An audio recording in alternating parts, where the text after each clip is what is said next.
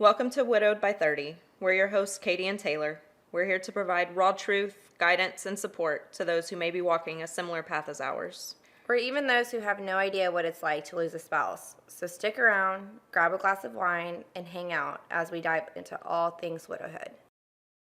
How was your Father's Day? It sucked. I'm right there with you. Yeah, we went to lunch. Well, for one, I woke up at like 11, and I never sleep that late.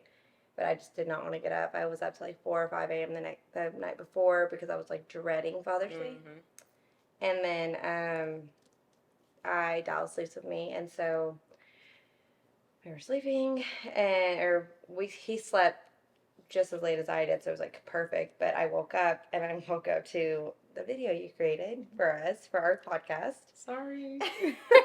And I fell apart. Like I watched it, and I was already up the night before, like looking at videos and stuff that I wanted to post for Clayton. But it just like, I don't know, something about that video, just like. I know, and it was so hard to make. Oh, yeah. I'm giving you all the props and for all of that, because I just can't do it. Gosh. And, you go on TikTok and you find trending audio. When I found that song, like, it was just perfect for them, and then I just threw the pictures in because I'm like, I'm not even spending a ton of time on this because I'm going to be just even more of an emotional wreck. Yeah, so I watched that, and my sister had called me, and then I didn't answer because I was sleeping, and I called her back, or I FaceTimed her, and she literally picked up the phone, and Katie, I legit just busted out in like Kim Kardashian tears. Ugly crying face, like it was so bad. She like literally looked at me and was like, "We're coming over. Like, we'll be there in a minute." Yeah. And so her and her husband and kids came over, and then they kind of just came over, made me feel better.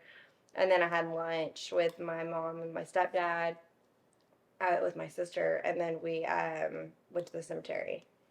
And that was, I feel like I did really well, like holding it together there, because like his sister met up with us.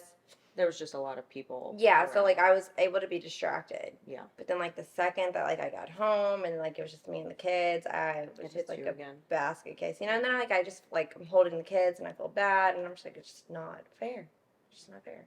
But I did like make a video for them. I posted it on my social media. So we just sat like in bed and we just watched it, and any other videos that we saw, that we just kind of did that, reminisced and stuff like that, and I enjoyed it. It hurt me to see like the kids super excited because, they're not gonna be able to like physically see him again. Yeah. But I think that overall, like, I mean, it could have been worse. Yeah. Yes. I don't know. I did the best I could. Yeah. I mean, it's all you can do. What about you? We got up, went to church. So the night before, Maddie was like, I want to do all of his favorite things tomorrow. And I was like, oh, okay.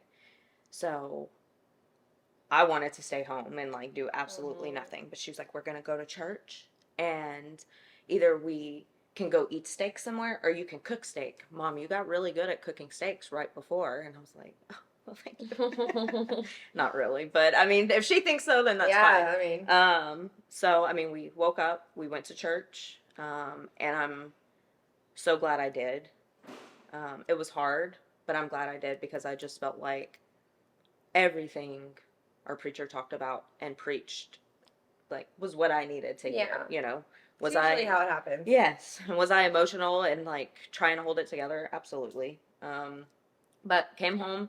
I cooked steak and bacon wrapped asparagus and potato salad, all of his favorites. So good. It was quite yummy. We played games, and then actually some friends of ours, shout out to the Lacaz family. We spent Mother's Day with them, and then they called us for Father's Day also, and they were like, nice. Y'all come over, we're cooking, we're swimming, and, they have a pool and everything, so they have kids, and their daughter and Maddie are super good friends, so we went and hung out with them. It was nice to be around other people, but then it was also like, I just want to be home. Yeah. Because it just sucked to be with them. Well, you're third wheeling over there. Yes. I will forever be anybody's third wheel. I feel you. But it was hard to see them with their dads. Like interact. And, Yeah. Just a normal day of. Right. Because Jesse and Caleb's dad was there too. So it was just like these dads that were there. Yeah. And so we hung out there for a while and then went home. And then it just all hit me. Yeah.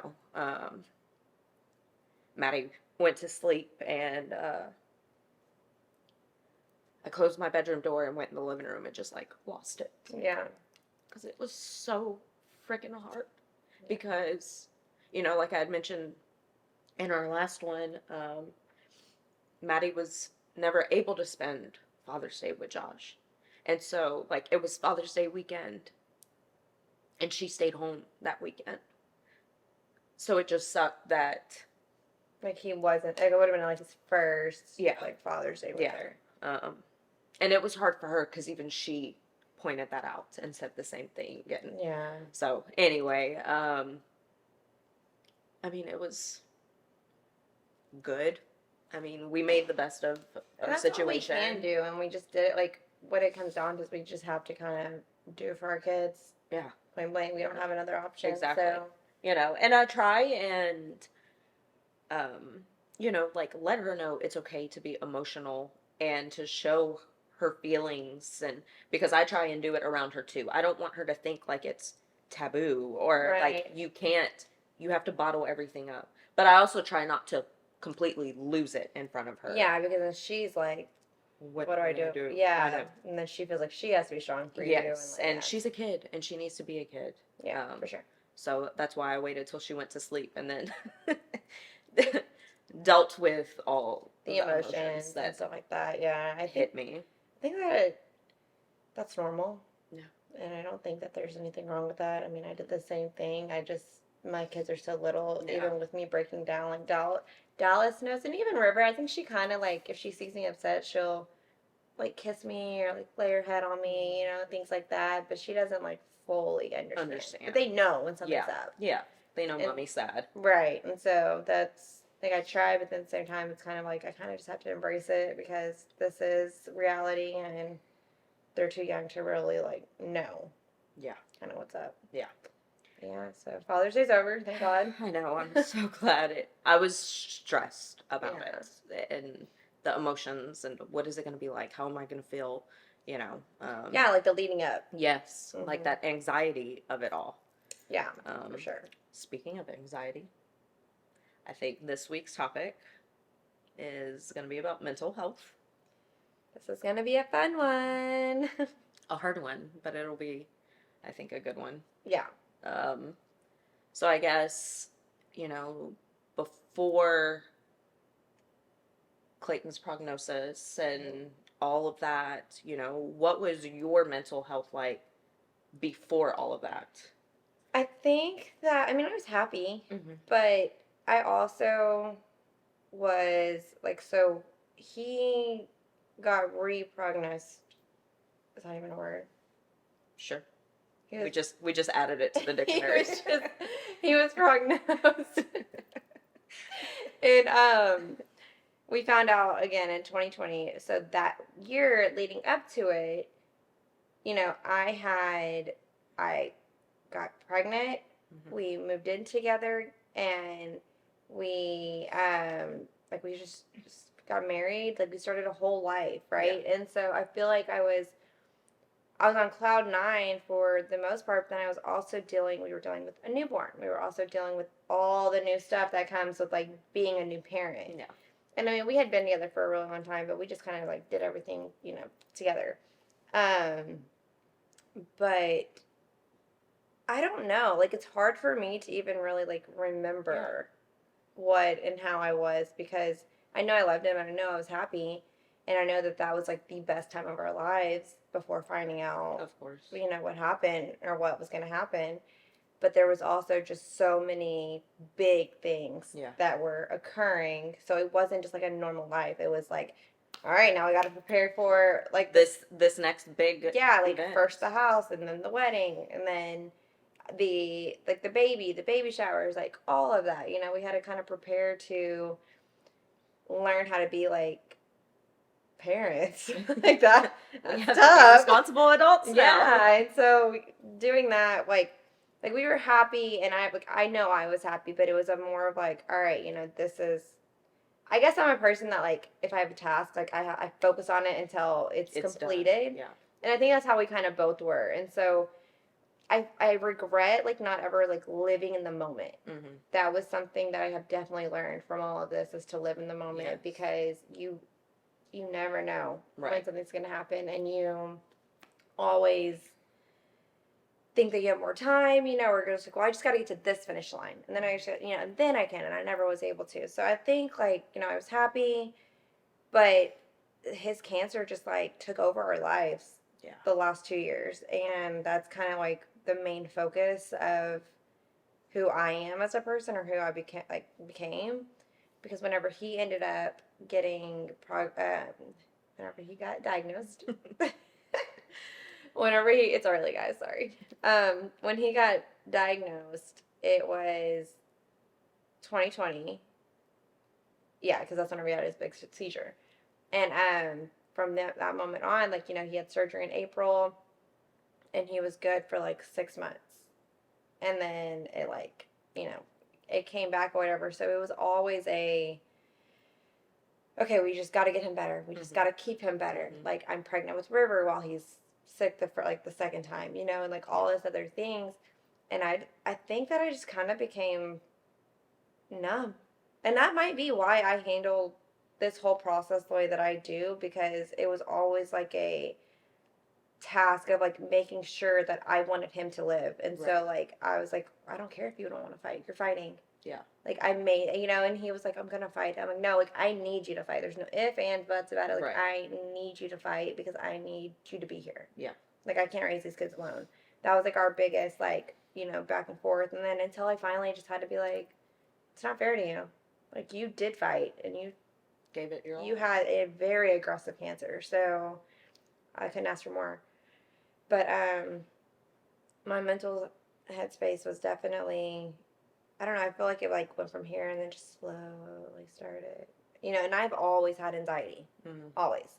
And so it just kind of like tripled within that, and then panic attacks, anxiety attacks, like, but then I'd have them, and at first I couldn't even realize what it was, and Clayton would be like, you're having an anxiety, like, you're having a panic attack, you're having an anxiety attack, like, I know what this is. Yeah. And I didn't even know because I was just so focused on him that, like, I never focused on myself. Right. And it was always like, him or the kids, him or the kids. And so, like, you know, when you're that one person that's kind of holding it together for everybody else, you kind of get left in the dust. And not that because he did care and he did, like, check in, you know, and stuff like that. But, I mean, he was dying and he had, like, these things. So he took priority always. So my mental health or whatever was going on with me, like, it didn't matter. Yeah. And, like, to me, like, it didn't matter because he was the focus. Yeah, he was your priority. Yeah, and so I think that I just kind of became numb.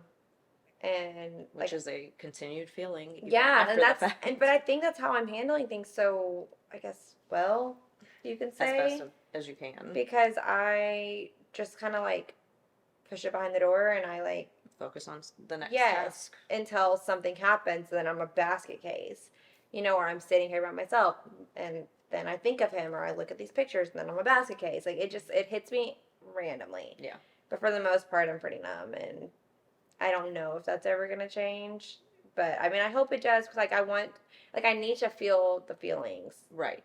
But I'm also scared to feel the feelings. Mm-hmm. So I kind of it's like tug of war. Yeah. On that. I know. It's that uphill battle and downhill battle of if I don't deal with it, when it hits, what is it going to be like? Yeah. Am I going to absolutely lose my shit? Yeah. Because I can't. And it's not like I have it's not like I have somebody that's Maddie's age that can go and play on their own and be left unsupervised for an X amount of period. Like my kids, if I don't see them for more than 15 minutes, I'm like, oh my God, they're dead. Like, where are they? Like, it is too quiet yeah, here. it's too quiet. What they break? Like, what happened? Yeah. And so I just don't get that time, Mm-hmm. I guess, to really do it. And so I don't want to like have a breakdown and then, or if I do have a breakdown, it's like 4 a.m. Yeah. You know, when they're sleeping. Yeah. But if I do have the breakdowns, I just don't want to be attentive to my kids. Yeah. So that's kind of my kids are the only reason why I'm somewhat remotely here. And normal, Yeah. And lots present. of parentheses here. Yeah, I'm present. I don't know. I don't even know the words. I know. Yeah. I just a body in the building. I'm here. You know? Yeah. Yeah. I'm here. I'm surviving. No. It's pretty much what I'm doing. But I don't know. I feel like my mental health is fucked, but hopefully one day I'll get kind of back to where I need to be. Yeah. But I don't really, there's no timeline. So, and I think that anybody watching this can kind of agree with that. Mm-hmm. What about you? Where was yours? Because yours happened quick. So mine was like a long, drawn out thing. Then yours was like instant. It's kind of, I don't know. You know, we lived here in Texas. And then Josh's job transferred us to Colorado in 2017. And that's when I first started dealing with like anxiety and depression. Because I've always been super close to my family. And, you know, when you got to pack up and move away. Oh, yeah, that's and hard. Live your life on your own, you know, and it's just you, your husband, and your daughter. Like, it's, and you don't have friends yet. And it just takes that time to meet people and get comfortable. So, you know, it was kind of a roller coaster for a long time, good and bad and all of those things. But I really struggled with mine.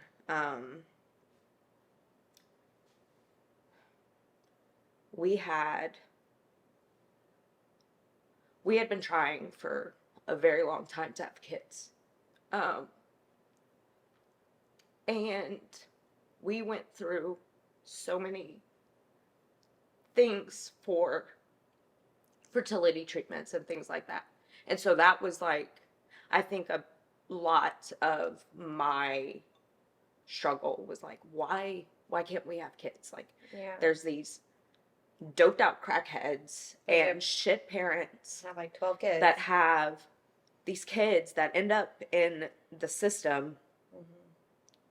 But here we are and like, why, you know? So it was always that struggle. And then finally, you know, it was just a point like, it's all in God's timing. Like, if we're meant to have kids, we'll have kids. So anyway, we moved back to Louisiana, which is where I'm originally from. We moved back to Louisiana last year, Memorial Day weekend. And like, everything was fine, you know. For New Year's, we got together with family, and my younger sister told all of us she was pregnant. And like, it hit me again. Yeah. And I was just like, what the fuck? Like, I've had to watch so many people around me have these kids and these families and all of this. Yeah. So, you know, that was probably, so she told us that for New Year's. And from New Year's until around Super Bowl Sunday, I was not in a good place at all. Like, that was probably like the darkest times of my life, because it had just really affected me. And I don't know why, but it was not good. And even Josh, we left my sister's house that evening and we drove back home, and like, he turned and looked at me in the car and he was like, "Are you okay?" Because he was like, your whole personality, like, everything changed. And I was like, I'm not. Like, it's not fucking fair. Yeah. But I'm the type of person, like, when I'm dealing with my own issues, I don't like to be an inconvenience to people. Same. So I brushed it under the rug and just kept going about life. But I struggled so hard. And Super Bowl Sunday, Josh cooked. The game was about to start, and our puppy peed on my rug. And I completely freaking lost it.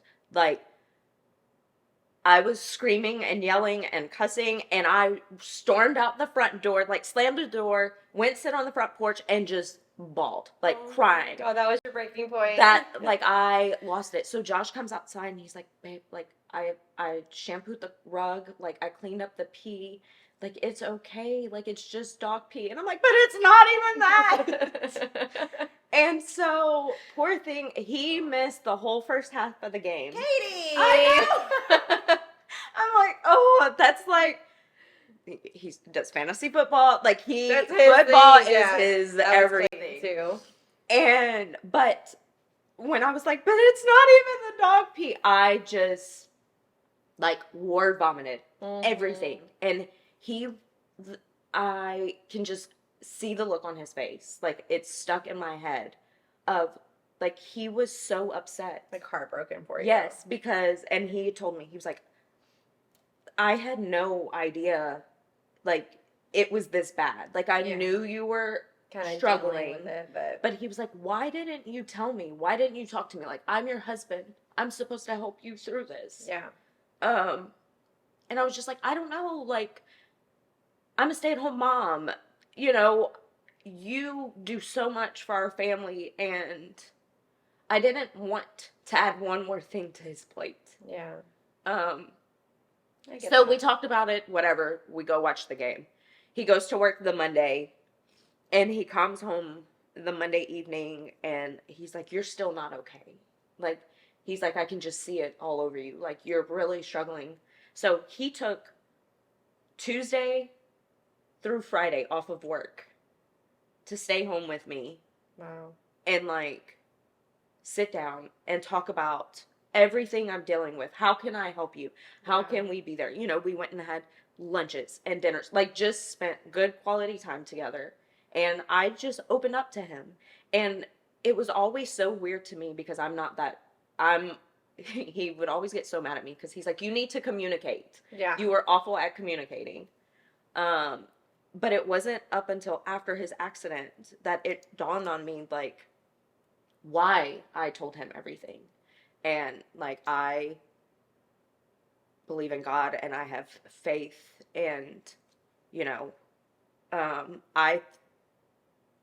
God prepares us for things, in my opinion, that are going to happen that we don't know about. Yeah, I believe and I truly believe, like, God put it on my heart to talk to him about all of this. Because now, everything he said and told me during those 4 or 5 days of me, like, letting everything out and letting him in. Yeah. I have, like, all of those words. Yeah, to get me through today. Yeah. And it's just weird because I thought I had the worst life because I was dealing with all of that. I was like, God, my life sucks, But I look back and I was like, what the fuck were you thinking? Like, your life did not suck. Yeah. Here you are, you have this amazing husband, this amazing daughter, you're living this amazing life. But that's what depression and anxiety do to you. Like, they mess with your fucking head. Yeah, no, I agree with that for sure. I've never really felt, like, depression up until, I think the first time I felt it was recently. Yeah. Like, where I just, like, got in a funk. But, it hits everybody differently. Like, it does. Depression can be, where you just need to be locked away in your room and you don't want to see or talk to anybody. Or it can be where you can put yourself in a situation, but you're just not physically there. Yeah. Like, you're isolated no matter what, and you just feel like nothing that happens can make you happy or better or, whatever it is.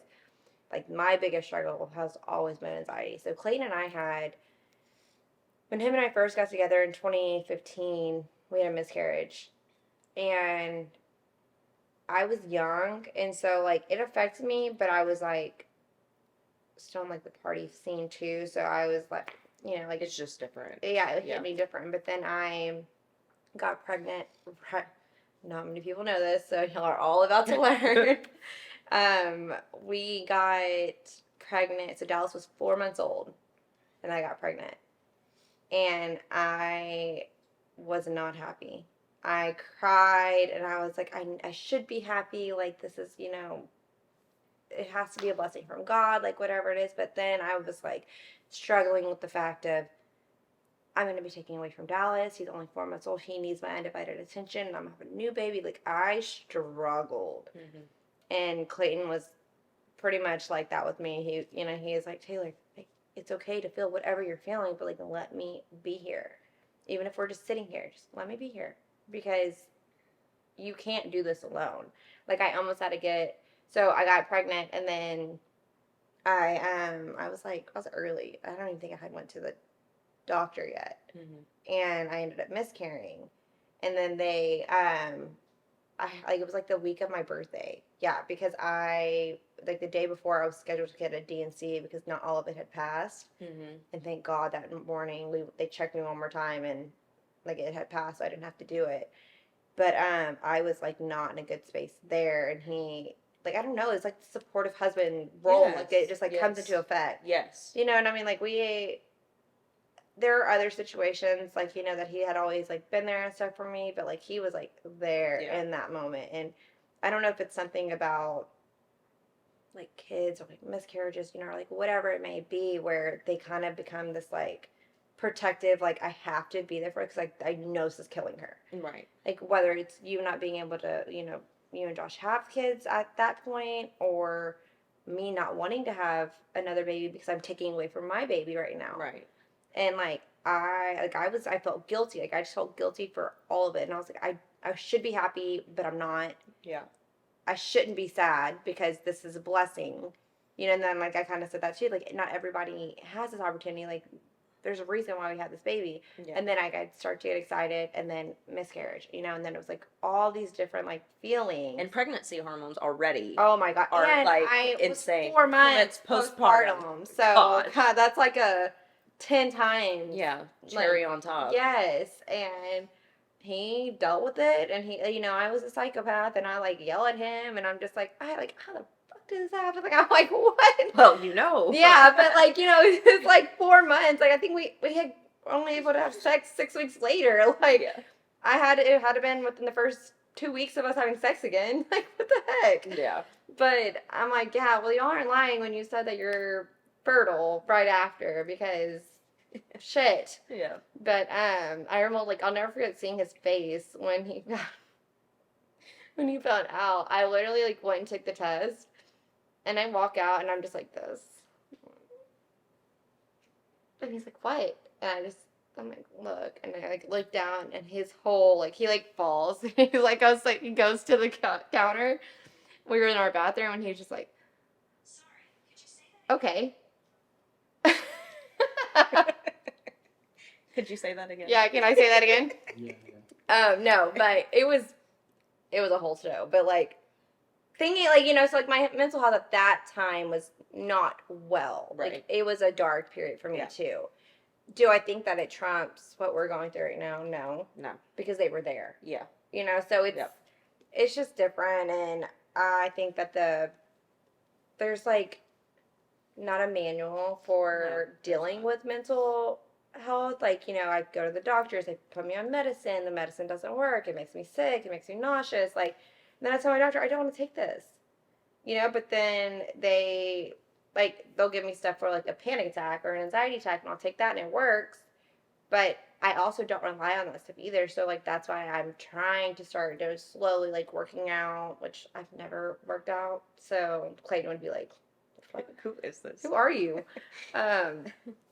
But I'm just trying to figure out something for me. Yeah. Right. And I don't know if that's even going to be it. I'm going to try it. And if I'm like, fuck this, then I'm like, right. On to the next. Well, and that's been the biggest thing for me.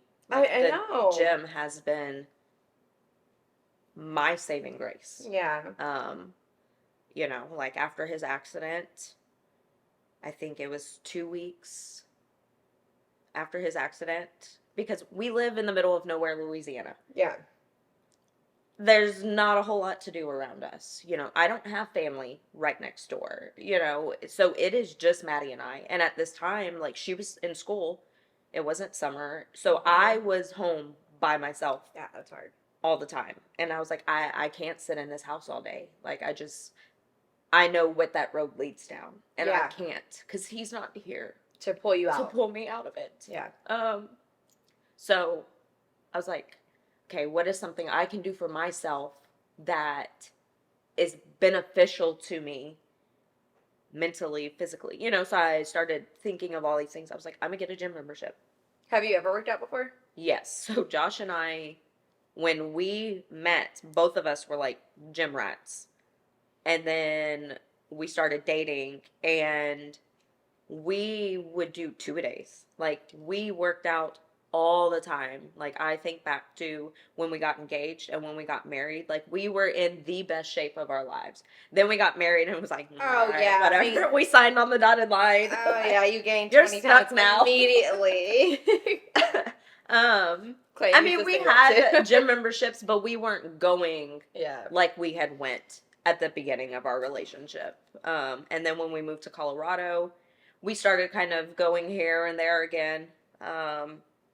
But I mean, the way I'm working out now, I haven't worked out like that since the beginning of our relationship. That's good. But it has been like a release for you. It's when I'm feeling angry, pissed off, sad, like all the emotions, like, I go to the gym and I put my all into it. Yeah. And it is such I leave there like really feeling so much better. My mom brought up a few weeks ago, she was like, Taylor, I really want to take you to, there's this place in Galveston that you can just break shit. One of those, like, rage rooms? Yeah. And she's like, I really want to take you. And I was like, that actually sounds pretty amazing. Like, I think we should do that. Like, some outlets, like something. Because, I mean, I don't, gosh, this hair. It's like scratching my nose. But yeah, like, I don't have, like, a outlet. Yeah. This is my outlet. Mm-hmm. And, like, I've had so many family and friends be like, we're watching it, like, we support you guys, but this is hard for us to kind of relive because we were here through all of it. Yeah.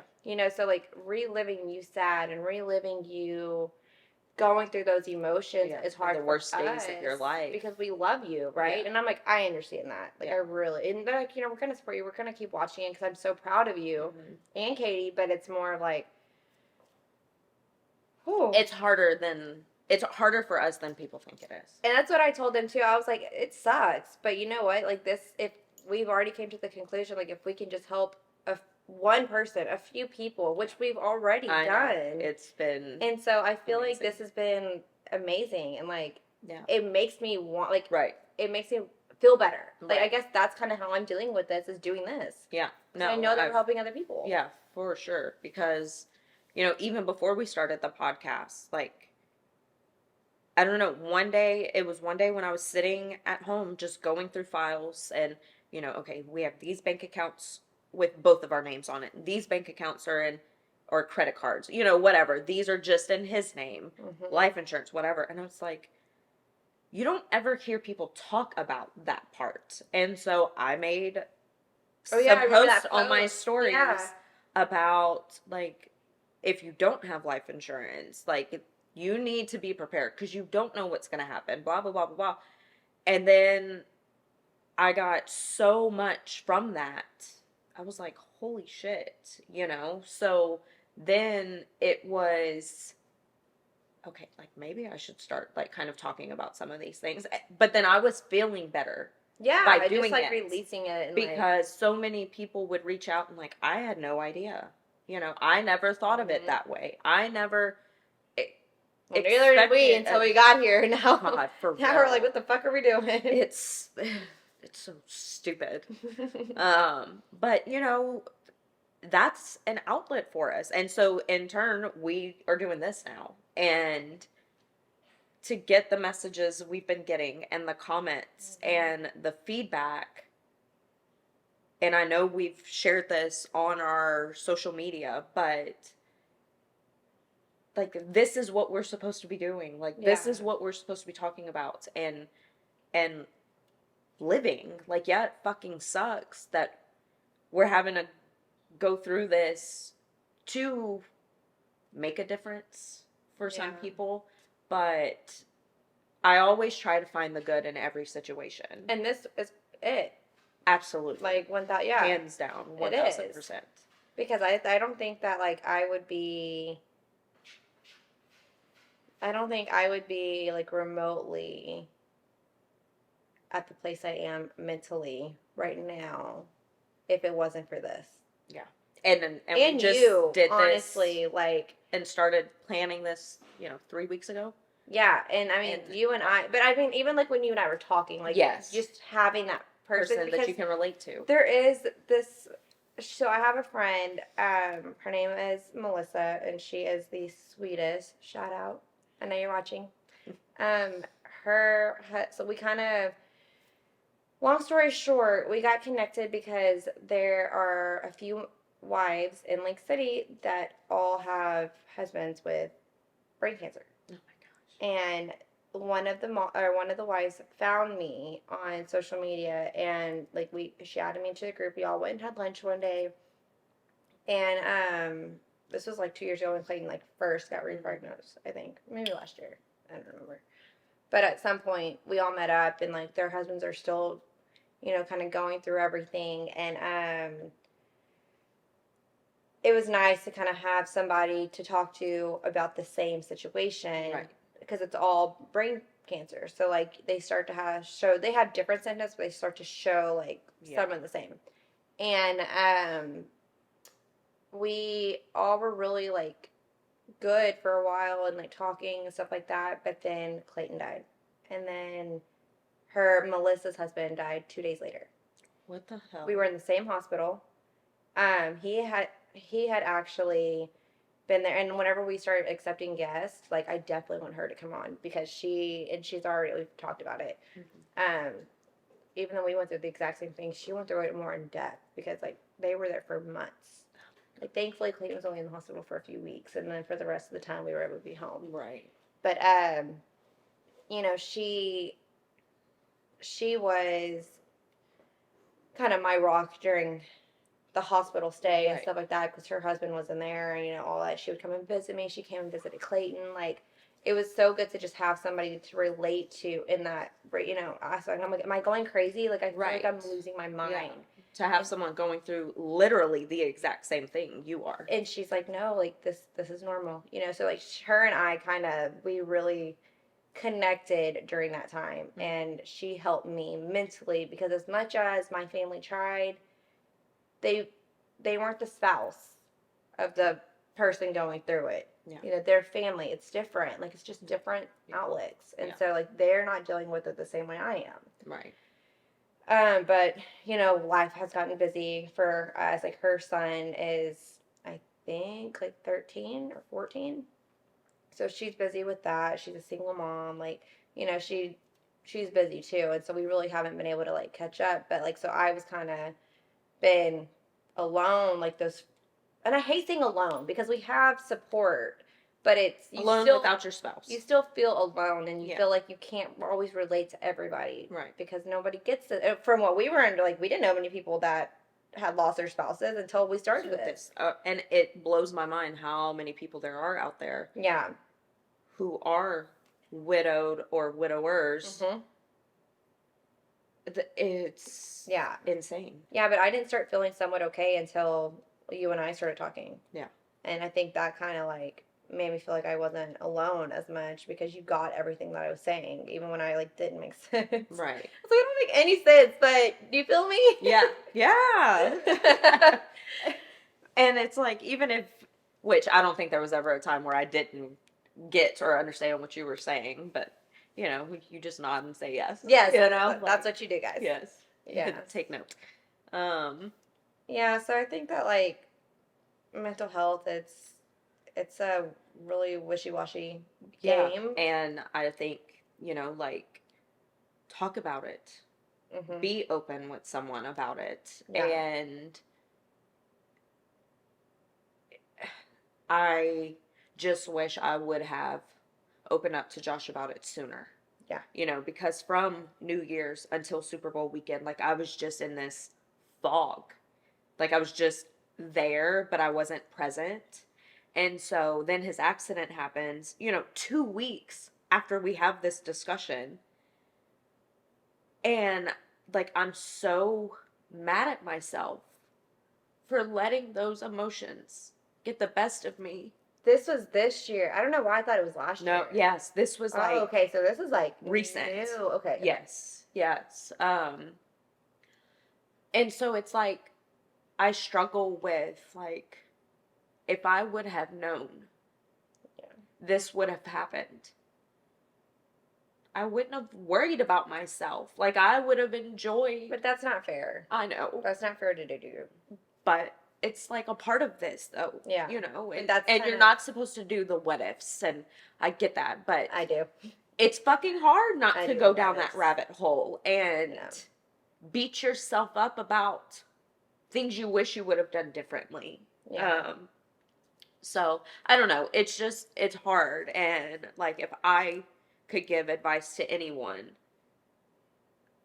it would be to talk to somebody. Yeah, it doesn't have to be your spouse. It doesn't have to be a therapist. Like, if you're not down with therapy, going and having dinner or brunch or whatever. A friend, a family. Here, just chill. Yes. Something to just kind of not be alone and be able to talk about it and not feel like you're like losing your mind. I know, because once I talked with Josh about everything, like this huge weight had just been lifted off of my shoulders. Yeah. And it was like, well, shit, why didn't I do this sooner? Like, I would have felt so much better the last 2 months.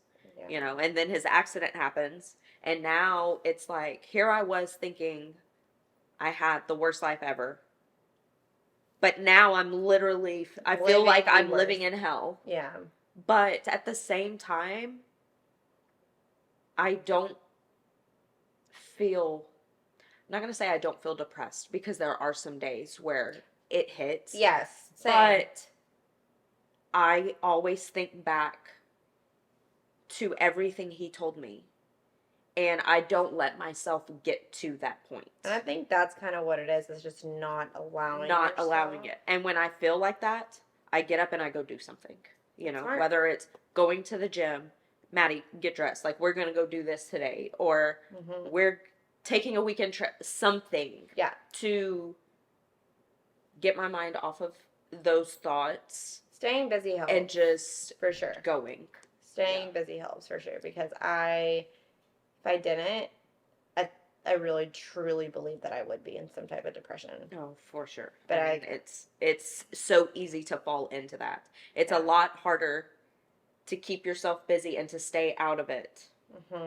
But we're choosing to take the hard path and to stay out of it than we are to like, well, I could just sit here all day and let myself get there. Yeah, exactly. Okay, so I think that that pretty much wraps up mental health. Yeah, I think we covered what we meant to talk about. All of our scattered thoughts on it. I don't know. We, like I said last time, guys, we definitely do not stay on topic. We try to have an agenda, but it's hard to completely stick to it and not veer off the path. But that's okay. Yeah, for sure.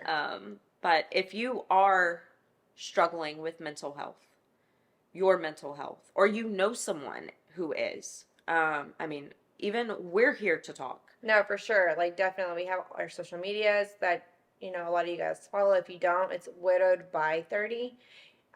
We have an email. We have, DM us, whatever. Yeah. Whatever you want to do, just reach out, and we would love to, talk to you guys and try to help as much as we can. Yeah. Sometimes we're no therapists. Sometimes a listening ear is all that you really need. So we would love to be there for you guys, because we're all doing this together.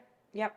And I mean, the two of us have helped each other out, for me personally, in more ways than I could have imagined.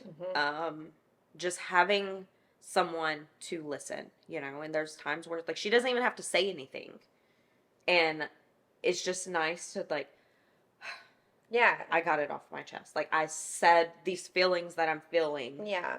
And it's somebody that's going through the same thing. Same. So you, like, if I don't say anything back, you're just like, she gets it. Exactly. And she knows you don't need to respond in any way. Right. Like, I'm here for you. Absolutely. So we're here for y'all.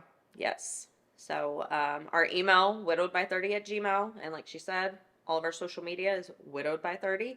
And we're here if y'all need anything. Yeah, definitely reach out. We hope you guys enjoyed this week, and we will see you next. That one was hard.